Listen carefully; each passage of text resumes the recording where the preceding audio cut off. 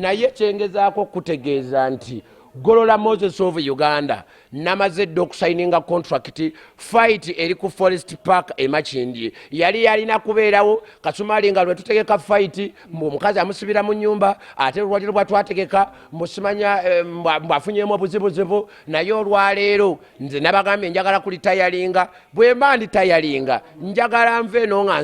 nkiriyalinga buli kimu abawagizi bange babadde balowooza nti Kasumali mutya waliwo gye nali eyo mu kyalo oli naŋŋamba naye ssebo Golola fight yote Kasumali yakoma kuki konde fight ya Kasumali nayo Kasumali yatya naŋŋamba olimba goroyo Kasumali nange ntekawo sente tomukuba buli atekawo sente tekawo